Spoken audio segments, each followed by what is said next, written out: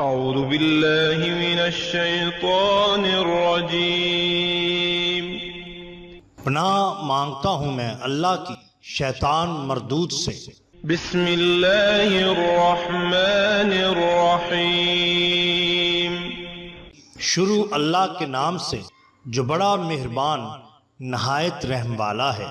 The bottom line کے ناظرین اکرام، السلام علیکم۔ محترم ناظرین، ہم اپنی آج کی ویڈیو میں حضرت لال شہباز قلندر رحمت اللہ علیہ کی چند کرامات آپ کے سامنے پیش کریں گے جو یقیناً آپ کے لیے دلچسپی کا باعث ہوں گی۔ ناظرین اکرام، خدا کی تلاش کی راہ میں جو نکلتا ہے اسے سالک کہتے ہیں، اور جب سالک اپنے مقصد میں کامیاب و کامران ہو جاتا ہے تو اس کی صرف قلندر کہلاتی ہے۔ قلندر کا ذکر برحق ہے اور اس کی کل کائنات کا محور ذات حق ہے۔ قلندر خود کو بھول کر صرف خالق حقیقی کا ہو جاتا ہے، دنیا کو ترک کر دیتا ہے اور نفسیاتی لذتوں سے پاک ہو جاتا ہے۔ قلندر چونکہ خود کو دنیاوی خواہشات سے دور رکھتا ہے اس لیے مجرد ہوتا ہے، اور قلندر کا نفس معبود کے تابع ہوتا ہے، پس خود کو نظر انداز کر دینا، خاص رب العزت کا ہو جانا ہی اصل قلندری ہے۔ سالوں کو قلندر بننے کے لیے 6 صفات کا ہونا ضروری ہے۔ اگر ان میں سے ایک بھی صرف نامکمل رہ جائے یا ناقص ہو تو پھر وہ قلندر نہیں ہے۔ قلندر کی یہ صفات ہے کہ وہ صحیح العقیدہ ہو، عمل صالح ہو،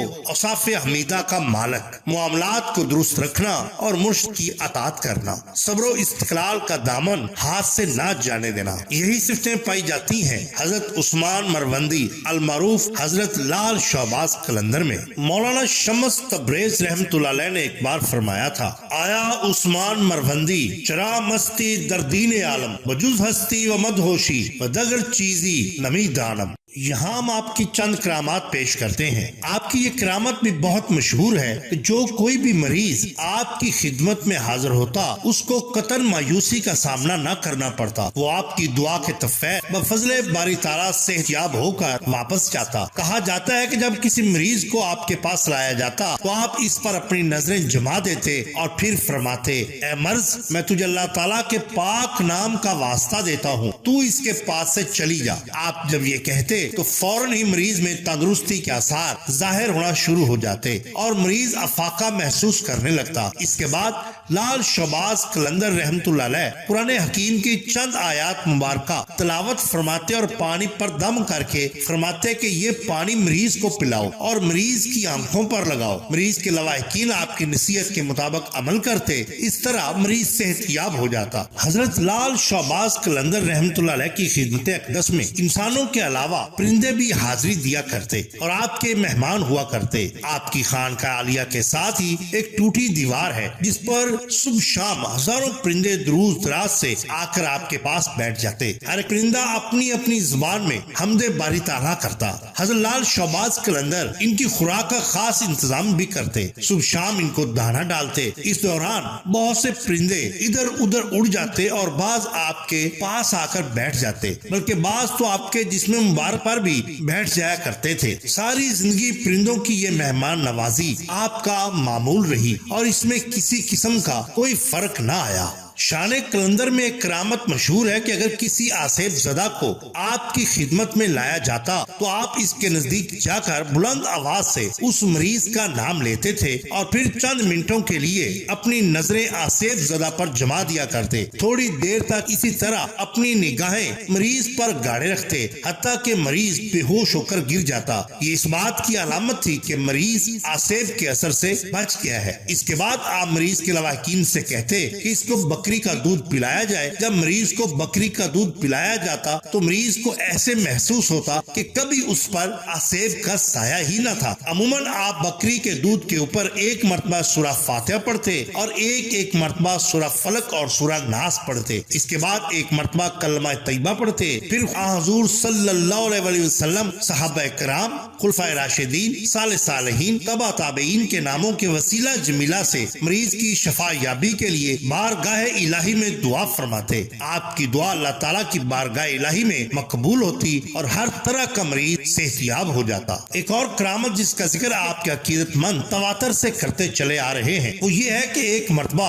حضرت لال شہباز قلندر رحمت اللہ علیہ روٹی پکا رہے تھے کہ اسی اثنا میں شہر کا قاضی ادھر سے گزرا۔ اس نے جب آپ کو روٹی پکاتے ہوئے دیکھا تو کہنے لگا، یہ رمضان المبارک کا مہینہ ہے اور آپ روٹی پکا رہے ہیں۔ آپ نے قاضی کی بات سنی، اسی وقت روٹی کو آگ میں دبا دیا اور خود اپنا چہرہ مبارک چادر سے ڈھانپ لیا، مراقبے میں بیٹھ گئے۔ جب رمضان المبارک کا سارا مہینہ گزر گیا اور عید الفطر کا روز آ گیا تو قاضی ایک مرتبہ پھر اسی راستے سے گزرا۔ اس نے آپ کو اسی طرح اسی حالت میں دیکھا تو کہنے لگا، یا حضرت رمضان المبارک کا مہینہ تو اب ختم ہو چکا ہے۔ آپ نے یکدم اپنا سر مبارک اٹھایا اور فرمایا، اچھا پھر تو ہماری روٹی بھی پک گئی ہوگی۔ اتنا کہتے ہی آپ نے آگ میں سے روٹی نکالی تو وہ اسی حالت میں تھی جیسے ایک مہینہ پہلے ڈالی گئی تھی۔ آپ کے وصال مبارک کے بعد بھی یہاں تک کہ آج بھی بہت سے آپ کے عقیدت مند انتہائی عقیدت و احترام اور جذبات لے کر آپ کے مزار اقدس پر جاتے ہیں اور آپ کے وسیلہ جمیلہ سے اللہ تعالیٰ سے دعا کر کے اپنی منتیں پوری کرتے ہیں۔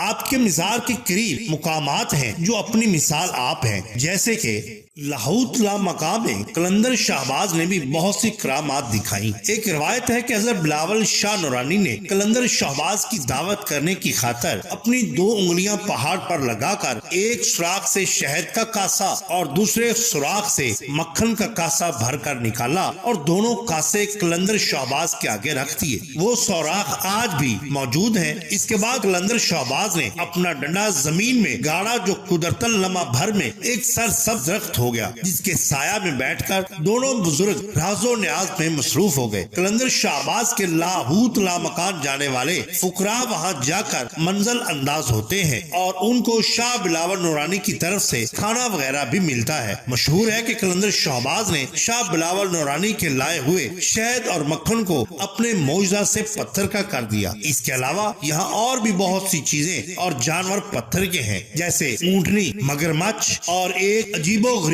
کچھوا جس کے چاروں اطراف سے پانی بہتا ہے۔ قلندر شہباز نے لاہوت لا مکان سے حضرت علی رضی اللہ تعالیٰ عنہ کے تمبو میں بھی، جو مولا کا تمبو کے نام سے مشہور ہے، کئی چلے اور مکاشفات کیے۔ وہاں ان کی کرامت سے ایک آب شیریں کا چشمہ پیدا ہو گیا جو آج بھی موجود ہے۔ ناظرین کرام، یہ شان ہوتی ہے اولیاء اللہ کی۔ اگر آپ کو ہماری یہ ویڈیو پسند آئی ہو تو لائک کیجئے، سبسکرائب کیجئے ہمارے چینل دا باٹم لائن کو، تاکہ ہم آپ کے لیے اور بھی بہترین ویڈیوز لا سکیں۔ اپنے دوستوں کا، گردونواں کے لوگوں کا بہت خیال رکھیے۔ اللہ اور اللہ کے رسول صلی اللہ علیہ وسلم سے بیعت محبت کیجئے۔ آپ کا بہت شکریہ۔ اللہ حافظ۔